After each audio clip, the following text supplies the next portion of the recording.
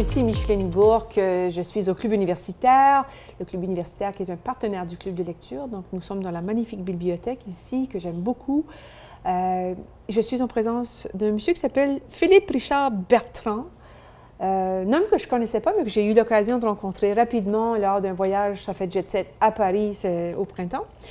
Merci beaucoup, Philippe Richard, d'être avec nous. Ah, mais merci beaucoup pour l'invitation. C'était là parce que lui, il a écrit un livre qui s'appelle Inspiration Inc., en collaboration avec Kim Rusk, 10 histoires d'entrepreneurs québécois qui changent le monde à leur façon. Donc, évidemment, auteur, moi, j'ai un intérêt, c'est sûr.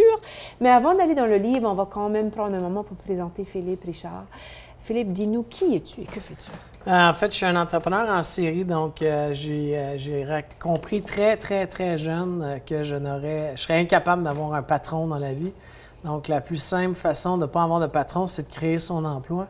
Donc, j'ai lancé ma première entreprise en sortant de l'Université McGill. OK. Et au fil des années, après 20 ans, j'ai eu 11 sociétés. 7 qui ont été des catastrophes, mais naturelles, des immenses échecs. Mais par contre, j'ai gardé cette résilience-là de me relever très vite. Puis j'ai fait 3 succès après ça. Je suis dans mon 4e succès en ce moment. Puis ça m'a donné l'occasion, au fil de ma carrière, de rencontrer un paquet de monde, beaucoup d'entrepreneurs. Et aujourd'hui, avec ce livre-là, c'est un peu ce que j'ai voulu faire, le mettre de l'avant. Des gens qui ne l'ont pas nécessairement eu facile non plus, parce que souvent on dit entrepreneurial, on est comme des rockstars. Oui. Mais c'est pas si rockstar que ça, puis il y a beaucoup de nuits blanches, puis il y a beaucoup de stress, énormément d'anxiété, des conflits. Ça crée des conflits aussi avec nos conjoints. C'est de savoir gérer ça. Donc oui, c'est le fun quand ça marche, mais ça, c'est 20 des gens qui sont en affaires. Tu as juste 20 des entreprises qui marchent, donc qui réussissent à passer à travers les 5 premières années. Donc, c'est très peu. OK. Alors, justement, le mot entrepreneur, entrepreneuriat, entrepreneurship, c'est des mots très en vogue. Il y a énormément de production de contenu autour de ça. Il y a aussi un engouement. En quelque part, surtout au niveau des jeunes, on sollicite beaucoup leur attention pour dire devenez entrepreneur, créez votre entreprise et tout ça. Moi, je trouve qu'il y a peut-être des fois un petit peu de galvaudage. C'est un mot qui est surexploité. J'aurais aimé ça un petit peu avoir ton opinion parce que toi, tu commences le livre tout de suite en disant entrepreneur, c'est quoi? Puis tu as vraiment une petite formule très simple, mais que j'ai bien aimé. T'en rappelles-tu ou veux-tu que je te lise? Je vais te dire par cœur. En fait, un entrepreneur, pour moi, c'est quelqu'un qui se lance dans le vide sans filet de sûreté. OK. C'est quelqu'un, l'image qui me vient en tête, là, c'est une personne qui va sauter en dehors d'un avion sans parachute. Wow. Moi, je vais me faire mon parachute en descendant. En descendant. OK. Mais j'ai le sentiment... Je l'habite, je suis capable de faire ça. Ce que j'aime pas, moi, du mot entrepreneur, souvent, c'est que tu as beaucoup de gens qui ont un emploi fixe. Peu importe si c'est du 9 à 5, la fin de semaine, ou peu importe, mais ils ont un emploi et ils se disent entrepreneurs parce qu'ils ont un petit passe-temps le week-end ou la semaine. OK. C'est pas ça, être un entrepreneur. Un entrepreneur, c'est de vivre de ce qu'on fait à tous les jours. Moi, le matin, je me lève entrepreneur. Je me couche entrepreneur, je rêve entrepreneur, mais c'est ça. Et pourtant, je subviens aux besoins de ma famille, de mes enfants. C'est ça, un entrepreneur. Okay. C'est un mot qui m'interpelle beaucoup parce que moi-même, je suis, entre guillemets, travailleur autonome depuis plus de 20 ans et j'osais pas m'approprier ce terme-là parce que je pensais qu'un entrepreneur devait créer de l'emploi, par exemple. Mais ta définition est rassurante, donc on n'est pas obligé de créer de l'emploi pour être entrepreneur, mais l'idée, c'est de créer quelque chose quand même avec nos efforts. Justement, quand on saute puis qu'on atterrit, à quelque part, il faut quand même créer. Oui, mais moi, j'ai le contrôle de ma journée. Ouais. C'est super simple. Moi, c'est basic. Je suis un gars basic. Okay. Je me lève le matin et j'ai le contrôle de ma destinée. J'ai le contrôle de ma journée. Si je ne veux pas travailler aujourd'hui, fine. Il va manquer des sous à la fin du mois. C'est aussi basic que ça. Après ça, c'est à moi de voir avec mes dépenses. Est-ce que je peux réduire mes dépenses pour moins travailler? Okay. Pour ça devient un calcul mathématique. Je comprends. Mais tous les matins, moi, je me lève pour contrôler ma journée. Okay. Excellent.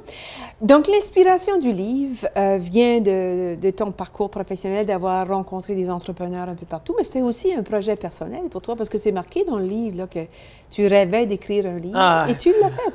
Oui, en fait, moi, je lis un livre par semaine depuis 20 ans. Wow! J'ai découvert la lecture par erreur, parce que si je me fie à ma mère, je détestais la lecture quand j'étais jeune. Je détestais ça profondément. Je suis un grand insomniaque et un docteur avait dit, j'avais le choix de prendre la médication ou le docteur m'avait dit, prends un livre, lis 3-4 pages avant de te coucher pour te calmer. Okay. Les 3-4 pages sont devenus des chapitres, les chapitres sont devenus des livres. Je peux lire un livre de 200 pages en une nuit. Et tout dépendant s'il est captivant. Oui, je comprends. Et là, c'est devenu une passion pour moi. Je lis un livre par semaine depuis 20 ans et depuis 7 ans, je me dis, un jour, je vais écrire quelque chose. Je ne savais pas quoi. Ce projet-là est arrivé. Les entrepreneurs sont des gens que je côtoie depuis 20 ans. Puis on parle souvent de biographie. Mais moi, je voulais un livre positif, d'inspiration. Je suis tannée on ouvre la télévision, c'est négatif partout.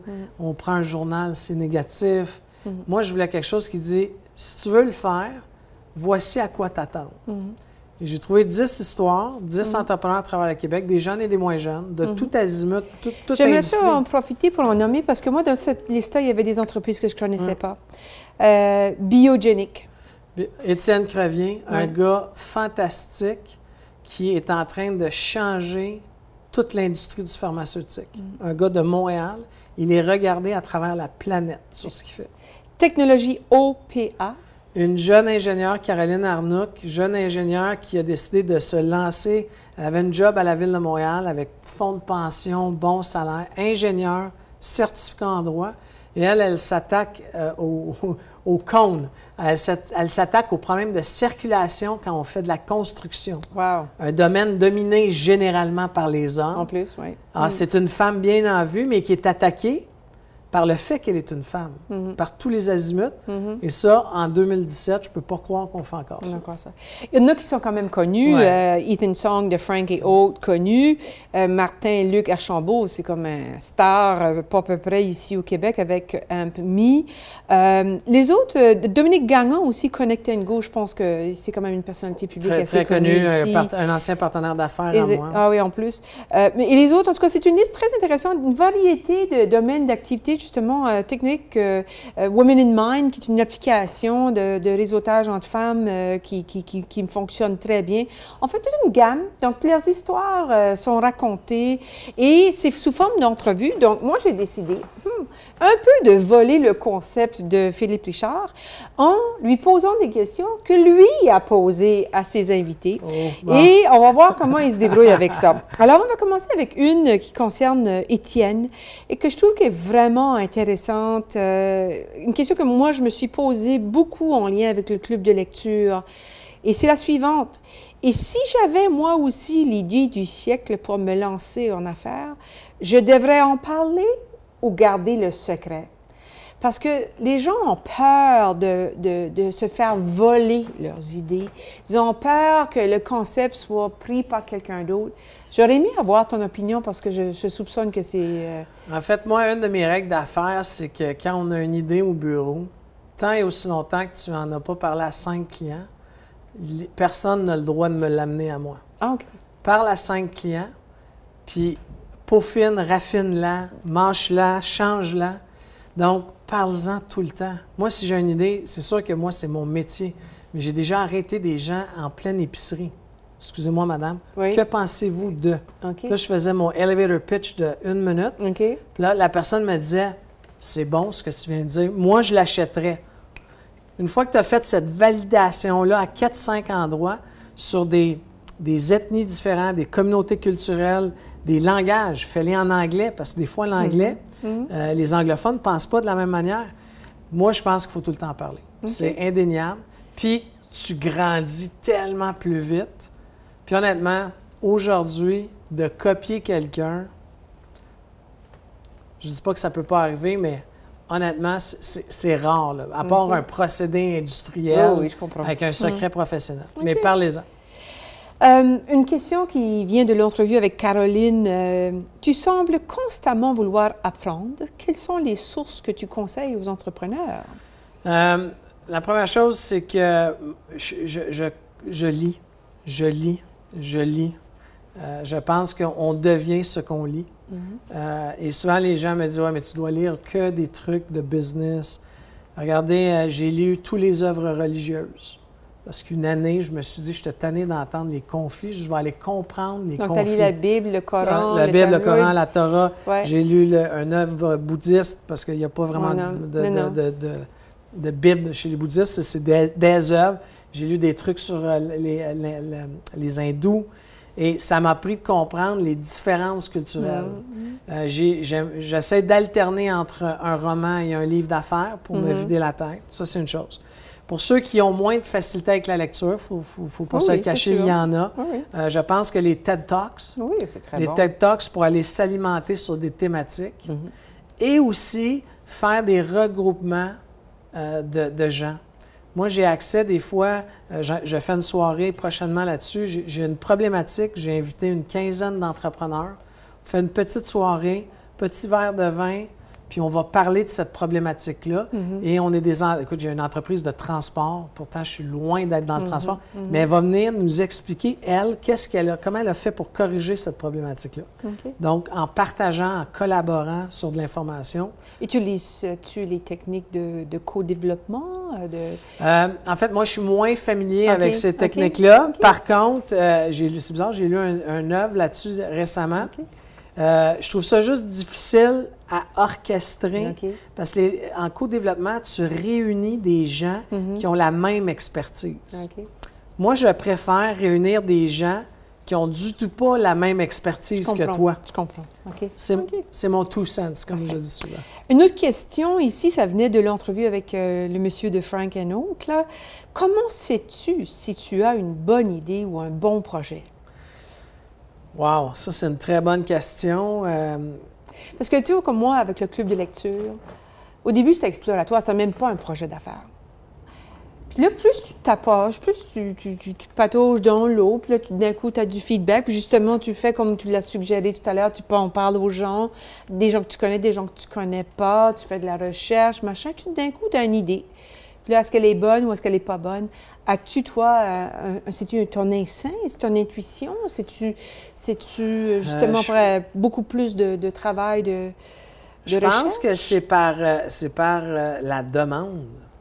Je pense qu'à un moment donné, j'essaie de fouiller, comme mon fils dirait, dans ma cocologie, là, ma tête. Mais souvent, j'ai parti des trucs en me disant, ça ne fonctionne pas. Tu lances quelque chose que tu fais 7-8 fois. Tu n'as pas l'impression que ça fonctionne parce que tu n'es pas encore capable de le monétiser. Et là, tu arrêtes de le faire et tu reçois une série de courriels de gens qui disent « Hey, j'ai pas reçu la dernière version. Puis là, tu dis « Non, j'ai juste arrêté de le faire. » Puis là, la personne me dit « Pourquoi? » Puis là, la personne finit par te dire « Bien, parce que je trouvais pas... Moi, je suis très honnête. J'ai pas trouvé la façon de le monétiser. » Puis c'est des fois aussi simple que « Bien, Philippe, tu nous as jamais demandé de payer pour. » C'est ça, si tu nous avais demandé, je t'aurais dit combien j'aurais payé pour. Exactement. Et là, des fois, j'ai relancé des produits parce que j'ai créé puis j'ai compris ce que j'avais mal fait dans le lancement. Mais moi, je pense que la meilleure façon de valider une idée, une business, fais-les. Puis fais-les jeunes, puis lancez-vous jeunes parce que quand tu es jeune, tu as moins de responsabilités. Aujourd'hui, moi, de me lancer avec 2 enfants, c'est différent. Regarde, je n'avais pas prévu cette question-là, mais c'est une question qui m'interpelle beaucoup parce que je crois, on fait beaucoup la promotion de l'entrepreneuriat chez les jeunes, puis c'est vrai que le niveau de risque est beaucoup moins élevé, puis ça leur permet d'apprendre toutes sortes de choses, puis je suis pour, il n'y a aucun souci. Mais moi, je me demande s'il n'y a pas aussi toute une opportunité auprès des gens de, je sais pas moi, 50 ans et plus, qui ont tout un vécu professionnel, puis qui ont envie de vivre encore en travaillant. C'est pas tout le monde qui s'intéresse à la retraite, tu sais. Il y a beaucoup de gens qui voudraient partir en affaires, mais on n'encourage pas ce public-là de la même façon qu'on encourage les jeunes, alors que je pense qu'il y aurait tout un savoir et une intelligence et une sagesse auprès de ce secteur-là pour les encourager, parce que ce n'est pas tout le monde qui s'intéresse à la retraite. En fait, je suis parfaitement d'accord avec toi. Je pense que les gens qui sont proches de l'âge de la retraite ou en retraite sont un bon bastion de clients potentiels pour devenir des entrepreneurs. Je dois dire, pour m'être entouré dans mon entreprise de personnes qui étaient à la retraite, que j'ai ramené travailler avec moi, moi, ça a changé ma vie. Et ma compagnie en ce moment, qui s'appelle Ampio Stratégie, va être mon plus gros des plus gros succès. Wow! Parce que je me sens entouré, excuse-moi l'expression, mais je peux le dire maintenant moi aussi, mais je me sens entouré de têtes grises. Je n'ai jamais été aussi challengé de ma vie. J'ai jamais été aussi bon. Je suis fier de le dire, parce que c'est pas parce que je suis bon, c'est qu'il me pousse à être bon. Parce que quand tu as une question avec quelqu'un qui a 40, 50 ans de métier, que tu te fais remettre à ta place quand ton idée n'est pas bonne. OK, good. Je suis contente que tu es d'accord. Je trouve qu'il y a quelque chose à faire sur le plan. Toi qui as quand même un rayonnement important, je trouve que c'est un message qu'on devrait véhiculer, qu'il y a beaucoup de gens rendus à cet âge-là qui rêveraient de devenir, entre guillemets, entrepreneurs, mais on n'en parle pas. On fait beaucoup concentrer sur les jeunes, et je suis pour, on s'entend, mais je trouve que c'est une opportunité ratée. Enfin bref. L'autre commentaire, là, je ne me rappelle pas, je pense que c'est toi qui l'avais dit, celui-là, et je trouve ça extrêmement intéressant, c'est le vrai avantage concurrentiel n'est pas le produit lui-même, mais dans la communauté qu'une entreprise peut bâtir autour d'elle et dans sa capacité d'innover. Ça veut dire beaucoup de choses, ça. Oui, en fait, ça veut dire que prenons un produit de référence, OK? Puis je vais donner un produit basique. Prenons un vélo de montagne. Oui. Je suis un fabricant de vélos de montagne, je vends des vélos de montagne. Vous comprenez que ceux qui font du vélo de montagne créent un groupe, OK? Un groupe très précis, très serré d'individus. Ces gens-là, pendant qu'ils font du vélo de montagne, vont parler de la technique du vélo.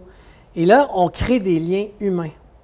Alors, c'est un produit qui a amené des gens, à faire du sport, ce qui est déjà bon pour la santé, à tisser des liens, parce que c'est toujours plus agréable de faire du vélo à deux que seul, et après ça, de vivre une expérience enrichissante, parce qu'on découvre du pays, on voit des paysages, et encore une fois, je pense que cet effet-là sur une personne crée un bien-être. Alors, prenons ça dans toutes les sphères. Prenons un autre produit encore. Prenons une communauté de camionneurs. Les camionneurs, OK, ils vont acheter un camion qui coûte très cher à fabriquer, mais ils vont se regrouper entre camionneurs pour discuter des enjeux de leur métier, comment ils peuvent innover, parfaire. Le classique, c'est Harley-Davidson. Harley-Davidson, la communauté de Harley-Davidson est mondiale. Ça a permis au renouveau de leur marque. En fait, la marque a été relancée en créant cette communauté. Exactement. Et c'est dans ces années-là, dans les années 60, on ne parlait même pas de communauté, c'est un terme, bien, ça existait, mais ce n'était pas utilisé en marketing. Donc, je pense qu'aujourd'hui, on est rendu là au niveau des entreprises aussi. Donc, il faut que le consommateur, à quelque part, veuille faire partie de la gang. Il faut que l'acheteur de ton produit veuille... Il faut avoir une offre qui interpelle et qui réunit une communauté. Et je pense qu'on ne peut pas vraiment esquiver ça. Tous les nouveaux produits, que ce soit un parfum aujourd'hui, les gens, avec l'arrivée des médias sociaux, communiquent beaucoup et s'associent à ces marques-là. Ils peuvent propulser une marque comme la laisser un peu à elle-même. Je pense que on peut plus créer une entreprise aujourd'hui si on ne va pas dans ce sens-là. En fait, il faut lancer des produits qui créent des communautés. OK? Parce que en lançant un produit qui crée une communauté, tu crées des ambassadeurs de ce produit-là. Donc, ton développement des affaires, tes ventes, se font de façon beaucoup plus organique et coûtent moins cher à réaliser. Et tout le développement de produits qui en ressort et tout ça. Donc, à ton avis aussi, ici au Québec, est-ce qu'on est rendu dans cette façon de faire?